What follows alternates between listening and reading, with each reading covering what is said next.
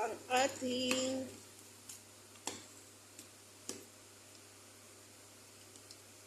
kangiti siya, oh, ang ganda ng pagkagawa. Ganun po talaga gumagawa ka ng ang binangkal. Nagaganon po talaga siya, nagka-crack.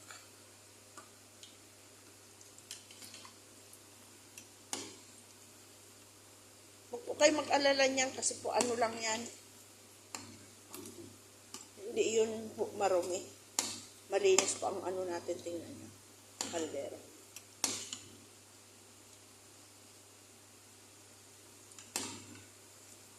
Nagtawag yung amo ko kasi yung chicken, nagkuha kasi ng rasyon, wala pa yung manok, wala pa yung chicken na rasyon, kaya nagtanong kung ilan pa yung chicken. 5 chicken pa ang nasa freezer. Next week pa daw makakakuha. Kasi wala pang rasyon na manok. Kumuha lang siya ng bigas, milk, oil, munggo, giniling na baka. Yun po ay spray bawat bahay. Magbabayad ka lang ng handling. Ganun kayaman ang Kuwait. Ayan o. Okay na ho yan. Tatanggalin na natin.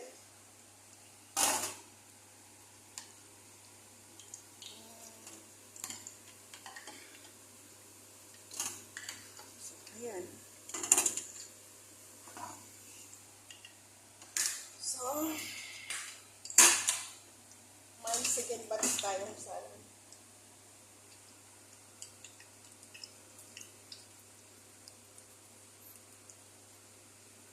Na yan.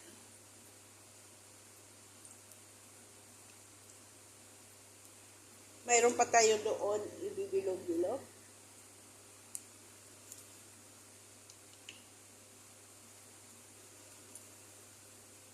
Pero may naluto na tayo, di ba? Bibili ka nito, ang mahal sa mabibitin ka pa, gumawa ka na lang. Totally, minsan nagbili ako nito sa city. 1 dinar is 6 pieces po. Ayan na ang.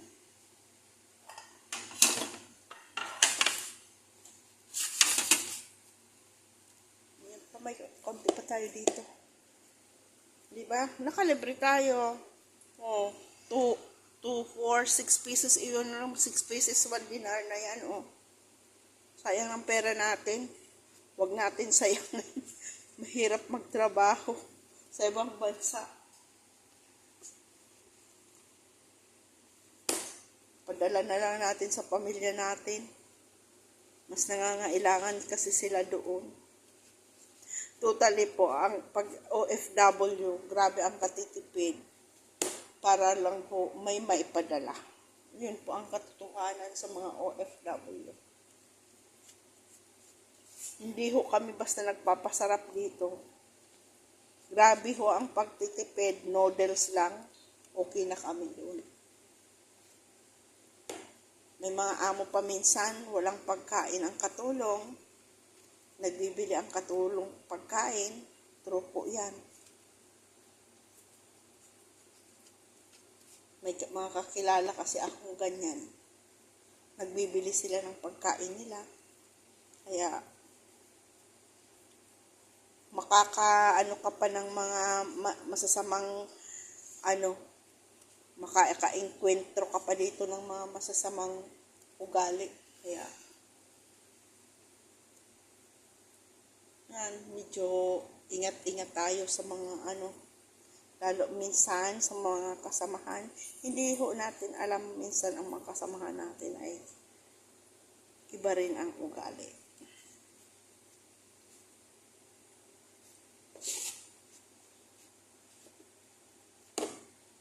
Binubugbog nila ang ibang kasamahan, nakikibagbugan. Yun nga ang sinasabing nakikipagsamantala sa ibang bansa. Tayo dito. Kaya, ingatan natin sarili natin. at lawakan ang pag-uunawa ng bawat isa. Lawakan natin ang pang-unawa, yun lang ang masasabi ko. Kasi may mga hindi na nakakatagal ng sa pag-iibang bansa, doon tayo nasisira. Nasisira ang utak natin, pag-iisip pa sa Pilipinas.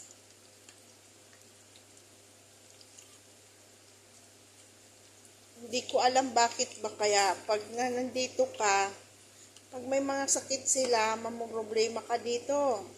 Pero pag ikaw ang may sakit, hindi ko alam kung namumroblema din sila. Wala rin sila magawa. Pero pag ang mga OFW nagkasakit dyan sa Pilipinas, ang ibang hindi mo sila matiis. Pero sa totoo lang ho, ang sasahurin namin dito is konti lang naman. Konti lang ang sahod dito.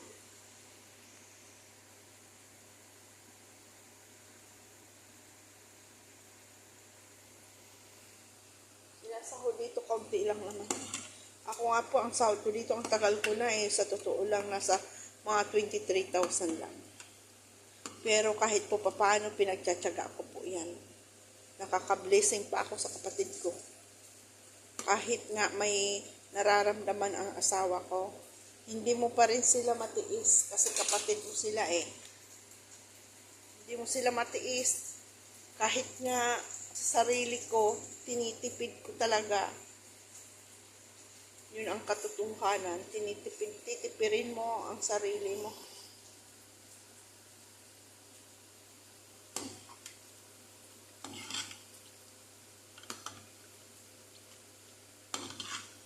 Ikaw na yung nagtatrabaho, ikaw yung nagtitipid sa sarili, di ba?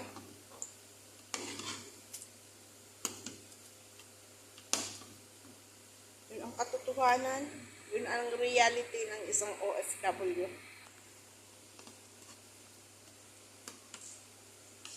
Yun ang reality ng OFW. Tikman natin yung naluto na. Yan, mainit pa. Ayan, oh.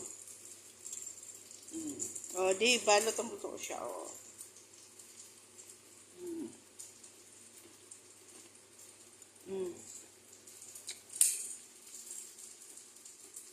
Crunchy.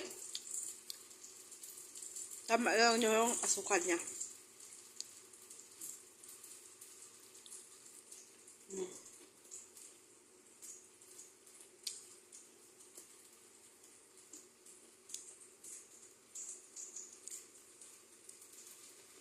Okay yung pagkatimpla.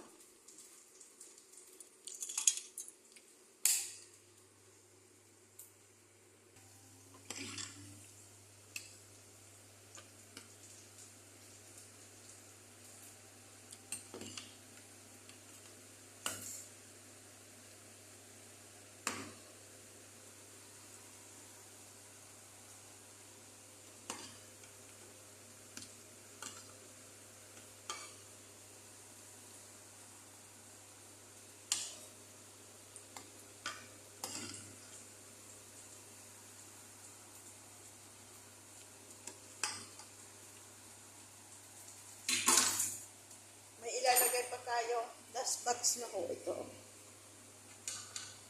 Tingnan natin kung last batch na ba talaga.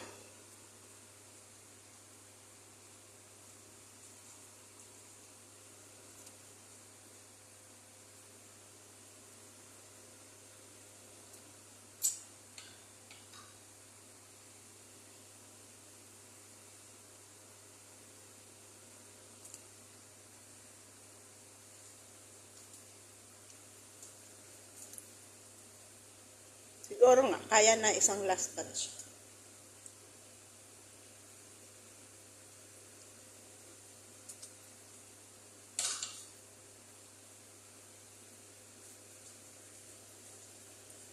Kaya na nga. Pabayaan muna natin siya. Hindi naman natin yun pwedeng haluin. Na kasi magkakanda, hiwa-hiwalay.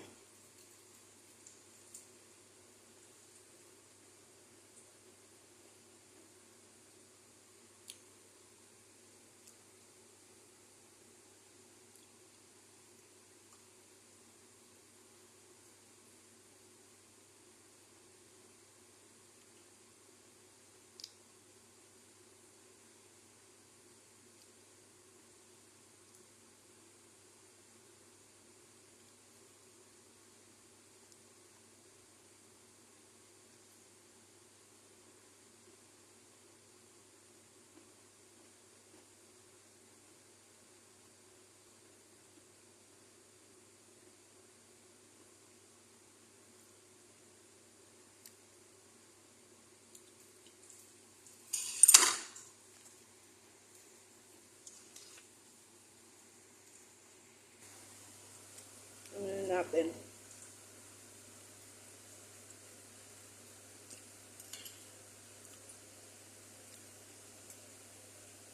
Para hindi masunog at saka maluto ng maayos. Hindi natin siya pwedeng biglain kasi mahihilaw sa loob.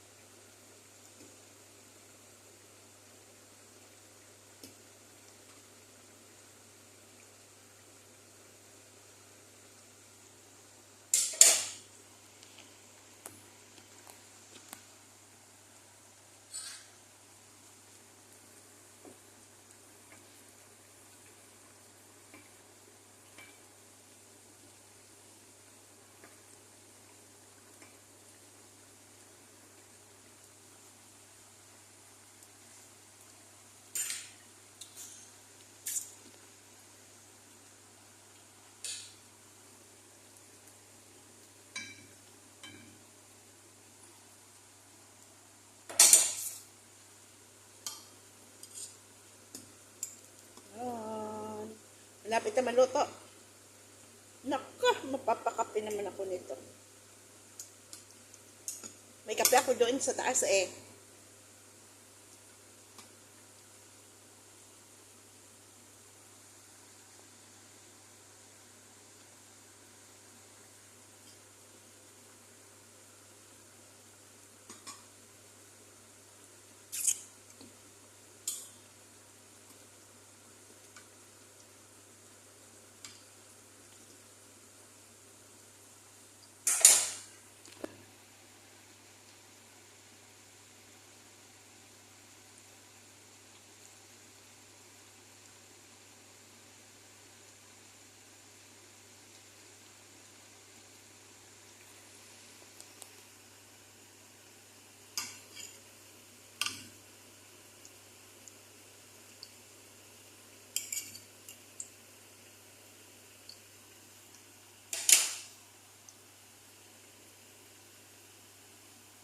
Yay! Ayan.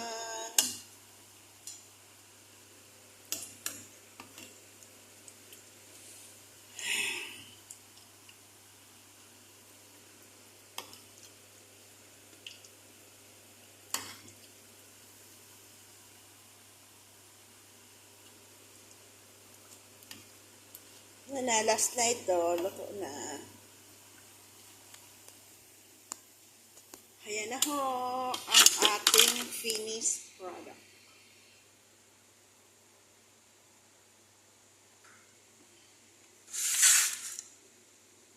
Diba? bibilihin mo to, mga 3 dinar mahigit na yan. So, nakalibre na tayo, di ba? Sarili pa nating gawa. Kasi bibili ka sa city, 6 na piraso, 1 dinar. So, parang ganito ka mga laki, 1 dinar. 6 na piraso. So, gumawa ka na lang. Para mayroon. Yan. So, ngayon po, ako ay nagpapaalam na sa inyong lahat. Maraming salamat sa walang sawang suporta ninyo sa akin. God bless you po. Yan ang ating mapapaan ni bread ka. At masarap na tinapay.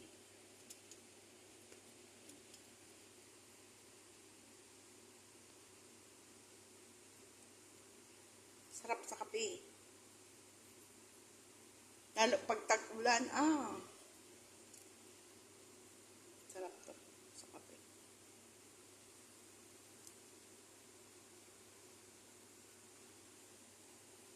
Sino nakakamiss? Marami ho yan. May pang merienda kami sa taas. Merienda, almusal.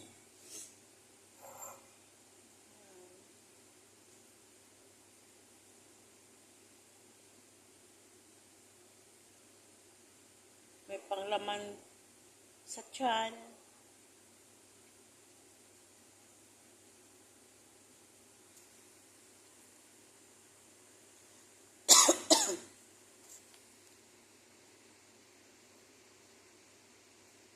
Ito, i-edit natin to kasi naputol po kaya kanina. Kaya